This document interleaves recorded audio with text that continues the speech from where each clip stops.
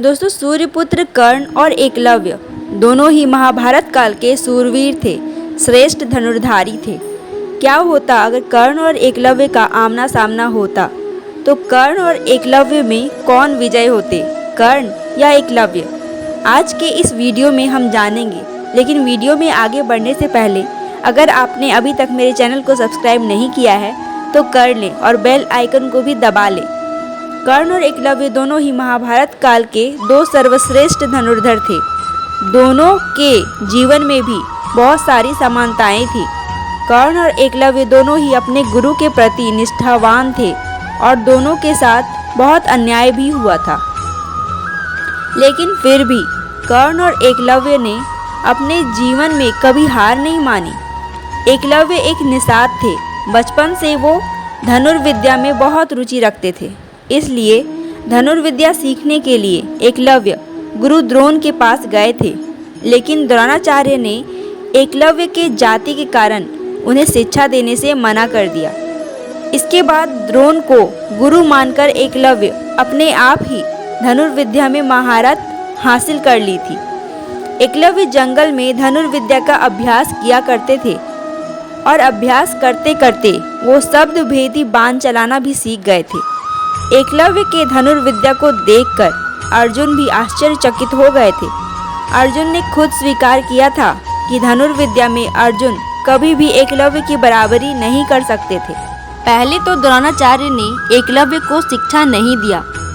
इसके बाद जब द्रोणाचार्य को पता चला कि एकलव्य द्रोण को गुरु मानकर सबसे श्रेष्ठ धनुर्धर बन गए थे, तब द्रोणाचार्य ने गुरु दक्षिणा में एकलव्य से उसका अंगूठा ही मांग लिया।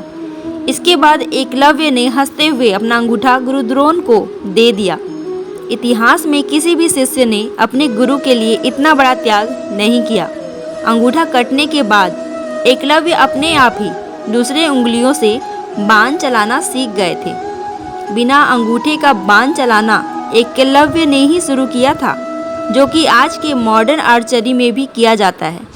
एकलव्य इतने शक्तिशाली थे कि भगवान श्री कृष्ण को एकलव्य का वध करना पड़ा था। एकलव्य की शक्ति के बारे में एक बार भगवान श्री कृष्ण ने अर्जुन को बताया था कि अर्जुन, गुरु द्रोण ने तुम्हारे हित के लिए ही गुरु होने का ढोंग करके एकलव्य का अंगूठा कटवाया था।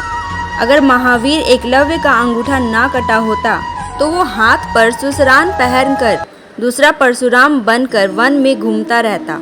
तब दानव, राक्षस, नाग, देवता कोई भी उसका कुछ भी नहीं बिगाड़ पाते। कोई भी मनुष्य उसके सामने खड़ा भी नहीं हो पाता। कर्ण को अपने जीवन में एकलव्य से भी ज़्यादा संघर्ष करना पड़ा था। सूर्यपुत्र होने के बाद भी वो सूत पुत्र कहलाए। जब ब्रह्मास्त्र के लिए कर्ण गुरु द्रोण के पास गए, तब गुरु द्रोण ने उन्हें ब्रह्मास्त्र का ज्ञान देने से इनकार कर दिया, क्योंकि कर्ण एक सूत पुत्र थे। द्रोण का मानना था कि ब्रह्मास्त्र पर केवल ब्राह्मण और क्षत्रियों का ही हक है, किसी सूत पुत्र का नहीं। इसके बाद एक ब्राह्मण के वेश धारण कर कर्ण ने भगवान परशुराम से शिक्षा प्राप्त किया था। भगवान परशुराम ने कर्ण को संपूर्ण धनुर्विद्या का ज्ञान दिया था। उन्होंने कर्ण को अपना महाशक्तिशाली विजय धनुष भी दे दिया था। भगवान परशुराम ने कर्ण को ब्रह्मास्त्र, भार्गवास्त्र, पाशुपतास्त्र और महाविनाशक दिव्यास्त्र का ज्ञान दिया था।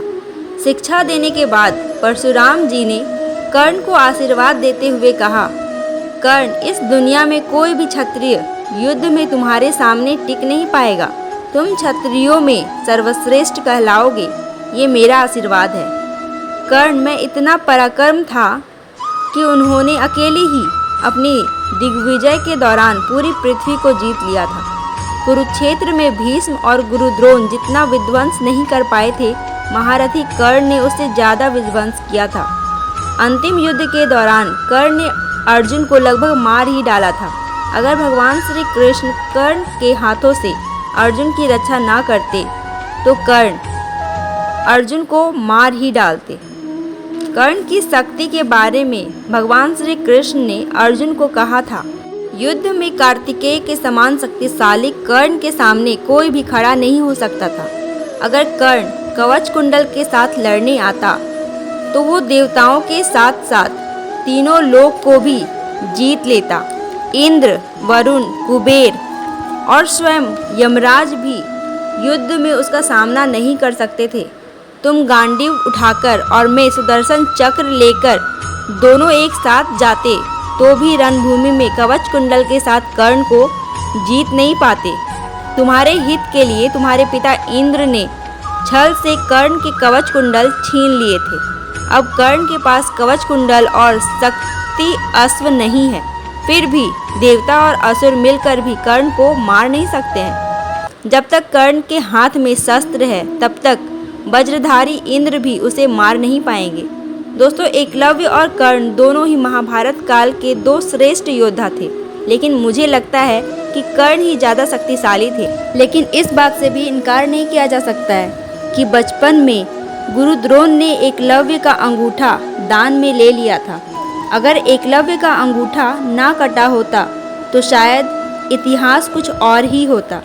दोस्तों, आपकी नज़र में एकलव्य और कर्ण में कौन श्रेष्ठ है? कमेंट में ज़रूर बताएं। धन्यवाद।